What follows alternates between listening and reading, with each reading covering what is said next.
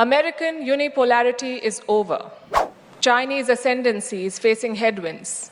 A country once written off as a basket case is today called India is not a melting pot. And whatever I've said so far is not rhetoric.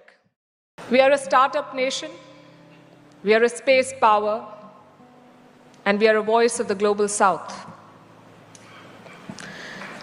A country that negotiates with Washington, trades with Moscow, competes with China,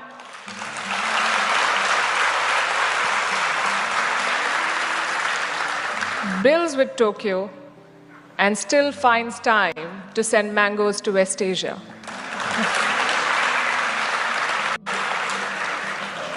New India does not ask for a seat at the table. We build the table and tell the world to join.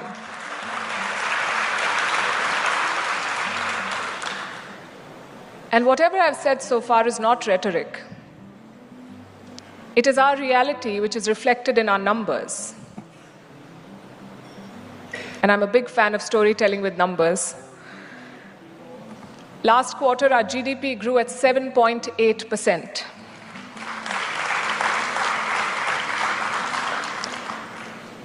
And this happened at a time when the US is staring at a slowdown. You must have seen the latest Fitch report.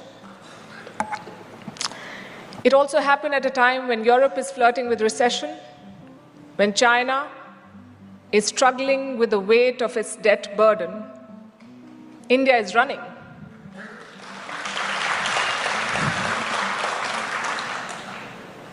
Last month, UPI crossed 20 billion transactions, total value more than 24 lakh crore rupees. It's a world record, and we are far from done. India is the world's fourth largest economy, on course to becoming the third largest by 2027, behind just US and China, ahead of Germany and Japan. And our story, ladies and gentlemen, is not just about size. It is about scale, scope, and speed.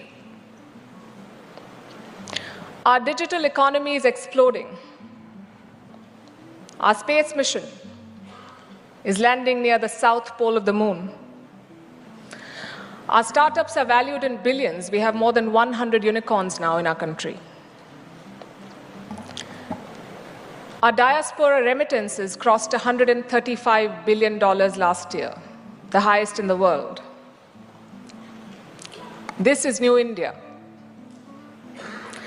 A country once written off as a basket case is today called a bright spot in the global economy.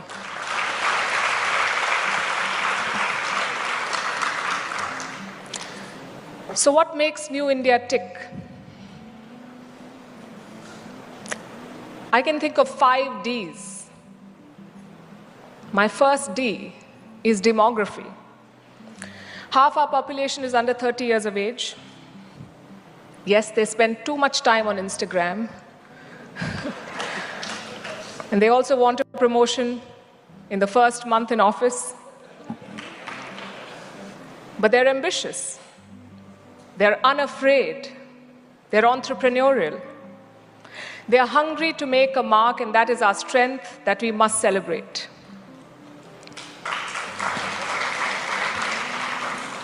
My second D is democracy.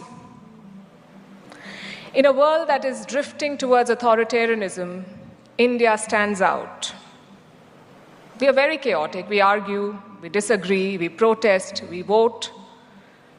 But we move on. We've always had a peaceful transition of power. And sometimes it feels like democracy is slowing us down. But we must remember that democracy is also what saves us. It is what makes us who we are, a noisy, chaotic family of 1.4 billion people. The third D on my list is diversity. 22 official languages, hundreds of dialects, and every religion under the sun.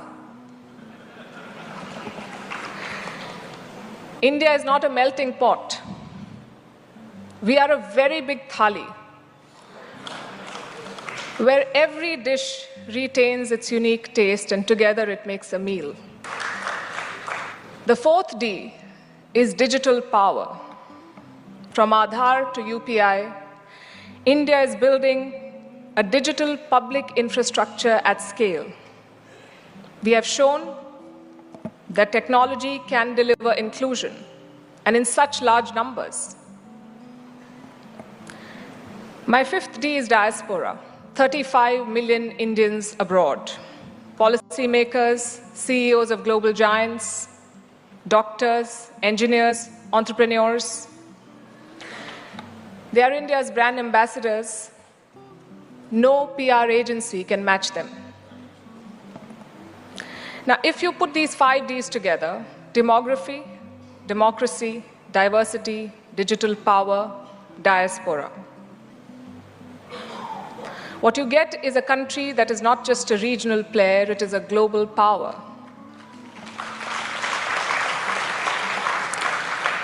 Not just a market, but a shaper of rules. Not just a voice, but an agenda setter.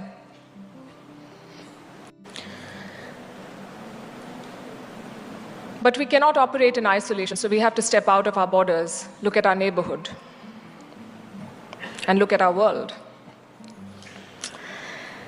Our world is changing fast, unpredictably, and often chaotically. American unipolarity is over. Chinese ascendancy is facing headwinds. Europe is struggling for relevance. Russia is gambling with aggression. West Asia remains a powder keg. Africa is demanding long overdue attention. Latin America is looking for partners. The institutions created after the Second World War are showing their age. Today, the United Nations Security Council does not reflect the realities of 2025. It reflects the realities of 1945.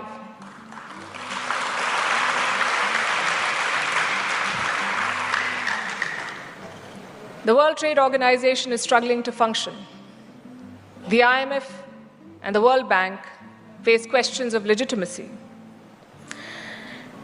Technology is redrawing power maps faster than diplomats can update their talking points. Artificial intelligence, quantum computing, biotechnology, these are not buzzwords. These are the new currencies of global influence. Climate change, it does not respect national borders, it does not respect protocol. It creates new vulnerabilities, new conflicts, new migration patterns. And everywhere, nationalism is resurgent, not always in the best way. The promise of borderless globalization has given way to strategic patriotism. This is not a stable world order. This is a world in transition, where rules are being rewritten, power is being redistributed, and alliances are being reconsidered. And for decades, India was a recipient of these changes. We adapted to what the world decided and did. But today we have the opportunity. And why just opportunity? I would say today we have the responsibility to shape our world ourselves. So the question is, how do we do that? We do it with a domestic policy that does justice to our talent and our aspirations, and a foreign policy that is bold, agile, and unapologetic.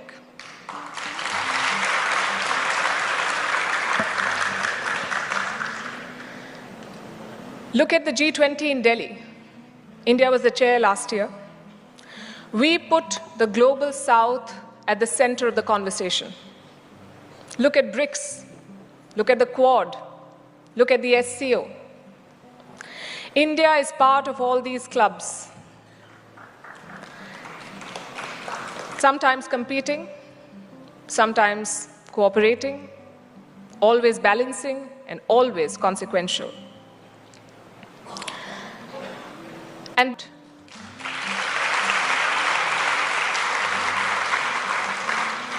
we engage with everyone, but we depend on no one.